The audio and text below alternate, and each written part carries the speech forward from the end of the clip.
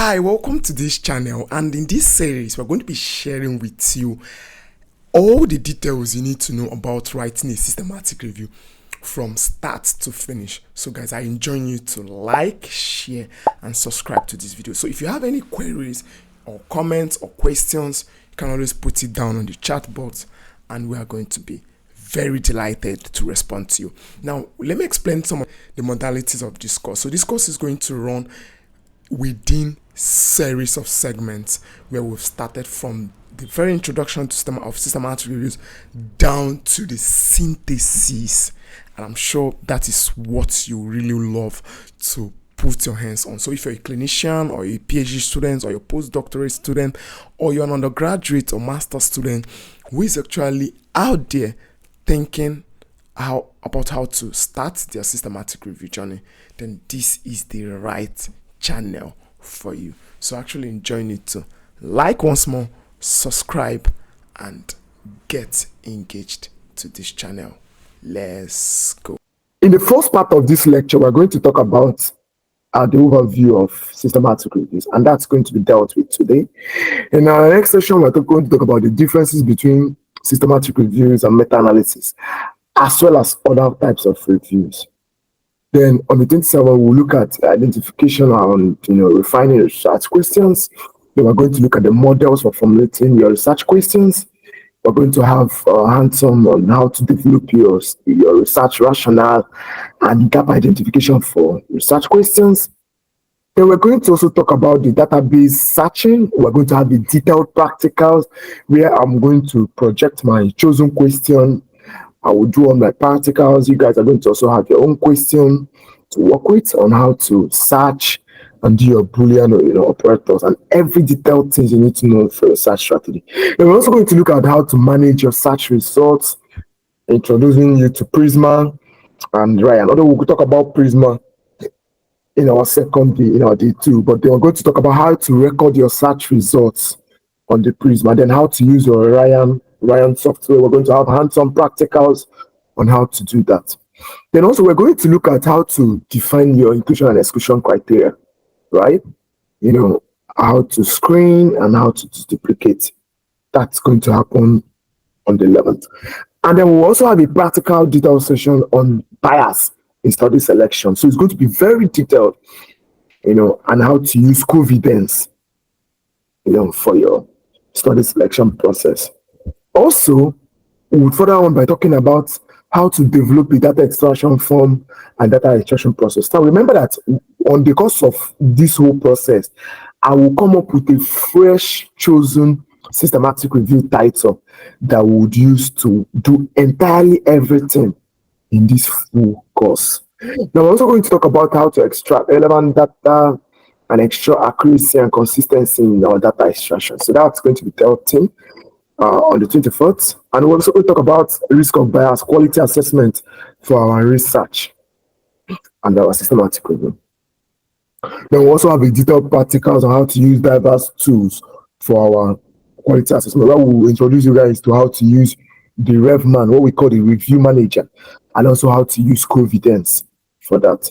Now we'll now go into data synthesis for systematic reviews, right? So it's going to be split into two.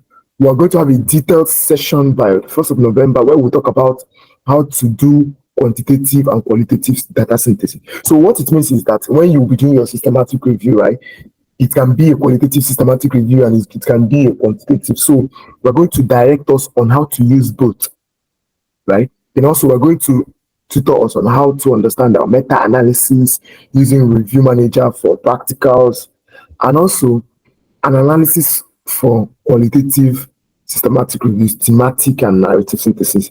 Then we're also going to talk about how to structure a manuscript. So it means that before the 8th of November, you already have your manuscript. So we're going to tell us how to structure it and how to choose an appropriate journal for submission. Then we'll talk about how to handle the peer review process and make your revisions. Then the bonus is we're going to have an AI training prompts for an ethically driven systematic review manuscript. Then on the 20th, we'll have our Q&A session and also practical tips for all this. Now, before we start, it's very, very important. If you filled, when you went through the form for registering for this training, right? You've been asked numerous questions, right, about your knowledge, about some certain areas of systematic review. Have you heard about the Prisma? Have you heard about this, right? Now, this is what a systematic review article looks like, right? So this is one of our very, very recent publications on having a systematic review, right? So it's led to meta-analysis, right? So if you look at the domains of everything that has been discussed here, which is going to form a part of our lecture, right? So this is entirely what a systematic review what manuscript entails. So what are we saying? At the end of this training, you should have been able to come up with something like this. So don't worry if you don't understand what this thing means or you don't understand what this is talking about, but trust me, at the end of this session, right, you should have been able to understand all the domains of this thing.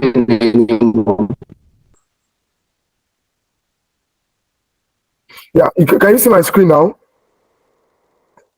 Yeah, I think it's from your phone. You can see I think it's his network. You can see your screen. All right, thank you. All right, so at the end of this session, we should be able to do every tick and Harry that is found in this article. All right, so let's dive into business for tonight. So for tonight, we'll be talking about overview of systematic reviews, its importance and applications to research. Now, as a matter of fact, you would understand that if you found yourself here in this training, right? So systematic reviews is just all about, in a simple term, it's just all about critiquing an article, diverse articles, to answer a stipulated question. So that is what it is. But we are going to have a more hands-on, experience of what this definition might seem to be. So don't worry. Because of this session for tonight, we'll have a detailed knowledge, theoretical understanding of what a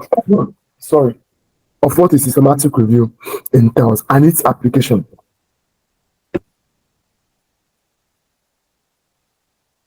So our outline for tonight is going to be very simple. We're going to talk about an introduction to systematic reviews. We'll talk about the importance of systematic reviews. We are also going to have a very detailed view about the key components of a systematic review. And then we'll talk about applications of systematic review in research and practice. Then we'll take our practice exercise. Now, if you can see this picture that is being projected here, right? So this young boy here is holding two balls. He's holding a red and a blue ball, right?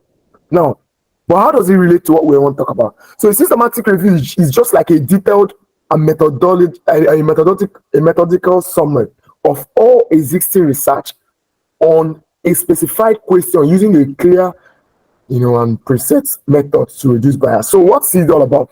So somebody can actually come up with any form of question. Somebody can say, what is the causes of cancer in Africa? That is a question. But for you to summarize that question, for you to understand the diverse causes of cancer in Africa, it means that you need to review a whole lot of papers, right? Following a clear-cut criteria that you can now use to do what? To provide summary, to now say that this and this are the causes of cancer. So I'm going to make it very, very simple, right? And on the course of this lecture, we'll get to understand all the intricacies of what a systematic review really needs to be. Because for you to conduct a systematic review, the goal for you to conduct it is just to provide a comprehensive understanding. You want to really tell us why electronic health records is appropriate in Africa. Let's say, for example, you've come up with a question: why should you use electronic health records in Africa? Or what is the degree of usage of electronic health records? Or what are the what is the prevalence of the usage, or what's the prevalence of maybe diabetes among adults in sub-Saharan Africa. So for you to provide the idea for a systematic review, for you to conduct a systematic review, is that you want to compile all the available evidence on that subject so that you can actually help maybe clinicians or maybe PhD or postdoctoral researchers or people who are in practice with a more comprehensive information on that particular subject. So that's the reason why we do a systematic review. That somebody is having a headache and you take paracetamol, the paracetamol is effective in reducing the symptoms of headache. It means that what? A systematic review was conducted on the effectiveness of paracetamol as a medication in reducing symptoms of what? Headache. So the systematic review now provides a more detailed what? Comprehension and overview on that particular subject. So how does it work? It follows a structured plan, right? So on the course of this lecture, we are going to look at what we call the Prisma flow diagram and the Prisma checklist, right? So for you to write a systematic review, remember the word here, systematic, means what? A clear plan. So it means what? A clear plan review, a structured plan review, a detailed plan review. So it means that what? There needs to be a structured plan for you to conduct a systematic review. For you to conduct any review that is systematic, you must outline a detailed approach that you intend to use in answering that question. So it means that you must come up with your question, you must come up with your search strategy, and maybe numerous databases where you're going to perform your search. And you're also going to provide us with a detailed approach in selecting your studies. And then you also provide a clear structure for synthesizing your findings. Now that is that. Now, what could be the impact of systematic review? Just like I explained earlier, without systematic reviews, we wouldn't know that the paracetamol is effective in reducing headache. We wouldn't know that maybe contraceptives like postinatal can be very effective in doing in preventing unwanted pregnancy. It's as a result of evidence from a systematic review paper that provides us with clear, that shapes how we practice in clinical practice, or that shapes our clinical practice, our clinical guidelines. And it also informs us with policy making. Because if we have a systematic review that is trying to propose that postinatal should be more effective in preventing unwanted pregnancy, that means policymakers will now do provide relevant evidence, or will provide relevant policies that postinatal should be adopted in reducing or in preventing unwanted pregnancy. So this is how detailed our introduction to systematic reviews seems to be. Now, very simple. I always enjoy using comics in explaining everything. So if you're going to be watching this on our channel, right? So I enjoy you to do to like and subscribe to this particular channel. Now, a systematic review in simple terms to a 9-year-old is just like you're trying to find out what's the best kind of ice cream, right? So you ask all your friends to read all the ice cream reviews, and then you carefully look at all the answers. So there is a lot of drugs out there in managing in managing Alzheimer's disease. So what we did was to provide the most relevant antibiotic that is effective. So that antibiotic is like the paracetamol, or is like that antibiotic is like the ice cream that these babies are holding. So they want to try to have a review of all the ice cream so that they can naturally carefully know the one that is the best. That is what we do in systematic reviews. We just want to have a glimpse of all the papers, try to summarize all the imperative research questions so that we can actually be able to come up with a clear-cut conclusion. So systematic review now for grown-ups is just like where we gather a lot of information on one topic to figure out the best answer. So we just really need to have a detailed grasp of what a systematic review seems to be. A systematic review can literally be any topic, anything you have in mind, right? So the reason why people do it is because they want to know what is that popular ice cream flavor? What is the prevalence of what? HIV and AIDS in Nigeria. How can we be able to get that data? So we need to review at least 15 or 20 or 30 individual papers that are published at various places in Nigeria on what? The prevalence of HIV and AIDS. Then we summarize them together and get our what? Pooled what? Estimate. That is just how what? That is the reason why we do what? We do what? Is systematic.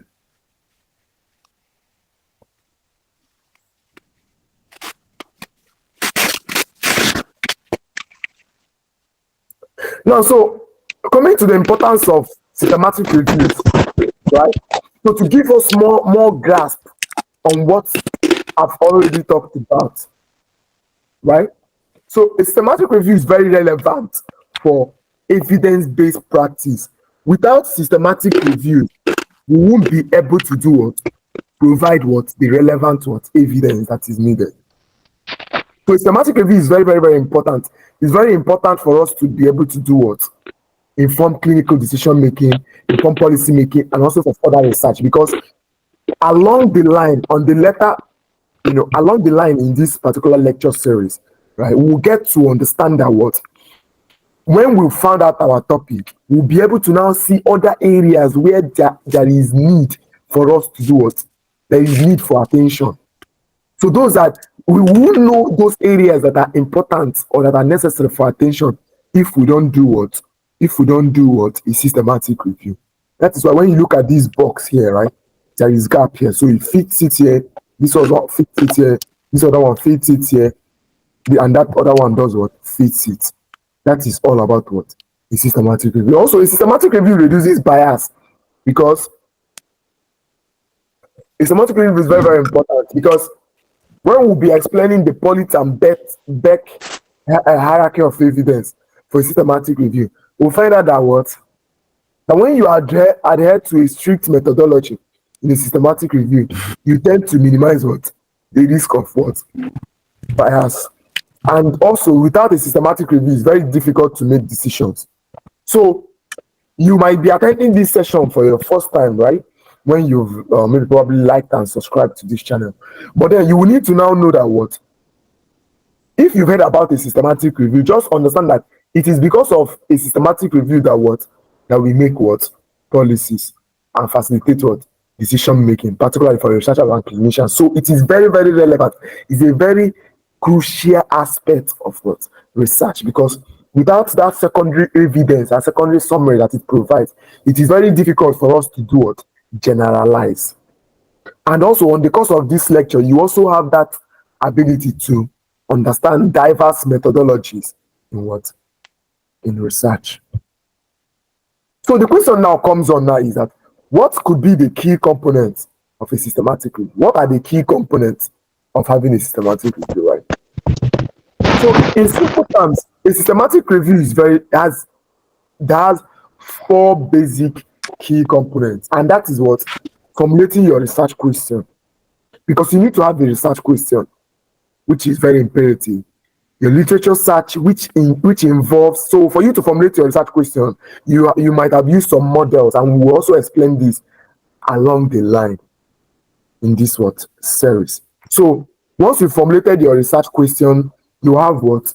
You now come up, you will learn how to use what? Diverse frameworks in formulating your what? Your question, such as the PICO, the SPIDER, the PEO, and other, which we are going to cover all in details in this series. Then also, you should have also known how to conduct your, another component is what? The literature search. Then you should have been able to identify the databases or the repository where you perform your search, and also the keywords you use in performing your search. We'll also perform that detailed practicals in this session of how to do what? Perform our search for our systematic review. Then also, another aspect, key component of systematic review is screening and selection. You need to do what?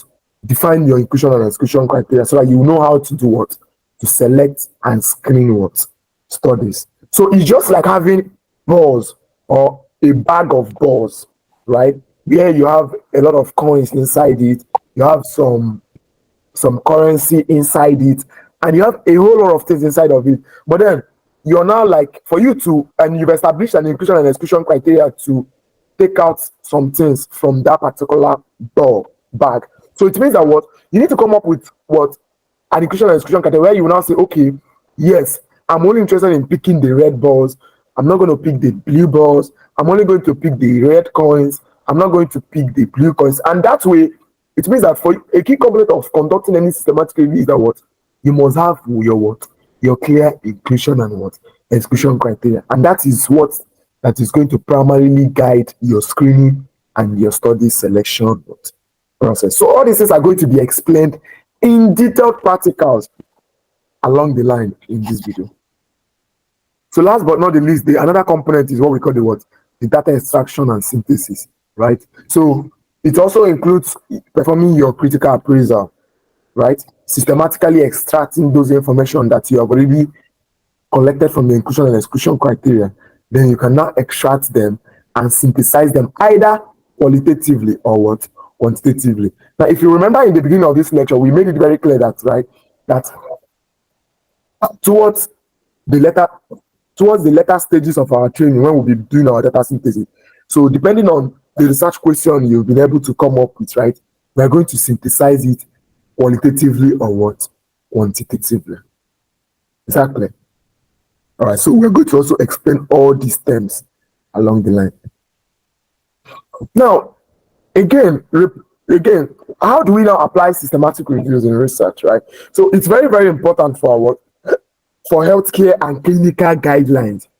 Systematic reviews are very, very important for healthcare and clinical guidelines. So we use it to develop guidelines and recommendations, because when we have a result from, like, for example, now the recent systematic review article we published on the prevalence of Alzheimer's disease, right? So you can use it to develop recommendations that older adults need maybe class B antibiotics, for example. Now, so based on the evidence from our systematic review, right, the WHO can now do make recommendations. So we can also use it for developing policies. It is very, very, very, very, very paramount in developing policies, and also strong evidence for public health and social policies. So if we have said that a systematic review article that was published on prevalence of maybe, for example, or maybe usage of modern contraceptives like Norplant, right? So it means that based on the findings or the conclusion from a systematic review, WHO and other allied bodies can use it to do Can use it to make effective develop effective policies that are very, very important. And also in research, systematic reviews helps us in identifying gaps, areas where evidence is lacking. Systematic review will be able to point it. So having conducted that research, we can say that I think there is need for us to perform maybe the gap now could be that maybe we can actually narrow it down to prevalence of antibiotic resistance, maybe in sub-Saharan Africa, and rather than generalizing or opening it up. So that is exactly how the systematic review applies. So I'm going to just take us out from here to have us look at this article again, because we are taking every nook and cranny of this session bit by bit, right? And also we should make sure we do we engage ourselves with the exercises that will be given to us. So once you're given an exercise to perform, you do it. So this is exactly what I just tried to illustrate, right? That having looked at the prevalence of antibiotics resistance in older adults and Alzheimer's disease patients, right, published in this top tier journal, right? So it means that we can only identify, suggest in our recommendations in this article here.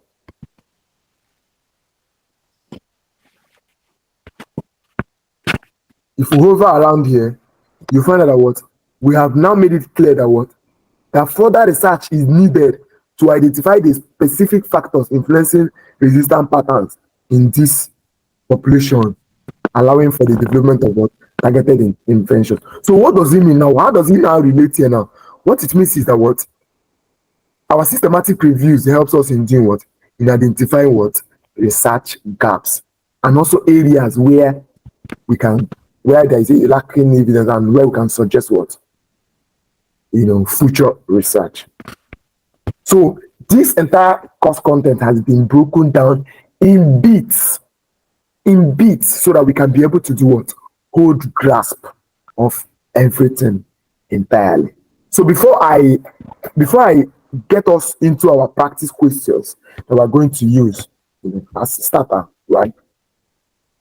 We'll have to take a look again at what we dealt with in this particular module. We have looked at the introduction to systematic reviews. We also looked at the importance of systematic reviews, right? And we've looked at the key components of systematic review and applications of systematic reviews in research. Now, we talked about the systematic review, right? Being a methodological summary of all existing research on a specific question. So you can come up with any type of research question, right? So systematic review is just going to be all about summarizing all those entire individual studies, providing clear and a detailed summary that can do what? Reduce bias. So we need a systematic review usually conducted when there is need to provide what? Comprehension in a particular subject. And also, I also made it very clear that it follows what? A structured plan. Every systematic review does what? Follows a structured plan where you have to define the question, search databases, select studies, and synthesize what? The findings. And its impact is that it provides what? High quality evidence that shapes clinical guidance, influences policy decision, and identifies future research needs. So this first slide is literally almost a summary of what? This slide. So we try to break it down. That imagine you are trying to find out what the best kind of ice cream is. You ask all your friends, and they will do what? They read all the ice cream reviews and carefully look at all the answers. So a systematic review now is just like knowing the most popular ice cream flavor based on what? Your research question. So this is actually the very best systematic review training you will ever want and you have ever want to do it, to see yourself at. So we talk about the importance of systematic reviews, that literally everything happening in this world in relation to your healthcare or your social practice is drawn from an evidence of what? Of a systematic what? Review. So systematic review is also important in reducing bias. Let's say there is conflict in a particular area. Maybe there is conflicting evidence in the prevalence of cancer, right? Or in the usage of chemotherapy, is systematic review. And there is conflicting evidence. So a systematic review is going to be very, very paramount in reducing what? Bias in that what? Particular study subject. And also, it facilitates decision making. Right, so without systematic reviews, it's very difficult for us to make policies and decisions. So that is where stakeholders, like healthcare providers, policymakers, researchers, makes informed, decisions based on what they've done, what assessed. Then I also made it very clear that the systematic review has key components. All the systematic reviews in this world has key components, and that is what the key. One of the primary. There are other ones, but remember the key word. We're talking about key components. So it means that what? You must have to formulate your research question. You have to perform your literature search. Maybe probably at searching at listing the databases and the keywords where you're going to search, right? Which is your search strategy. And you also have to explain the what? The screening and selection process. How are you going to screen the studies? Which inclusion and exclusion criteria are you using to do what? To screen your studies. Right, to identify the ones that are most relevant, because we can decide to perform a meta-analysis on probably, let's take for example, prevalence of, or maybe psychosocial determinants of smoking among adolescents in sub-Saharan Africa. Let's assume we want to do that particular meta-analysis or systematic review.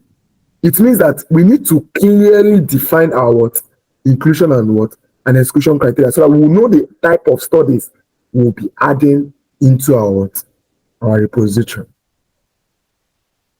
And also, we talk about data extraction and synthesis being the most pivotal back end of any systematic review. And we said that in terms of the applications of systematic reviews and research, healthcare and clinical guidelines benefits from this application, policy development, and identification of research gaps. So, ladies and gentlemen, here are a couple of exercises that we'll be leaving us with.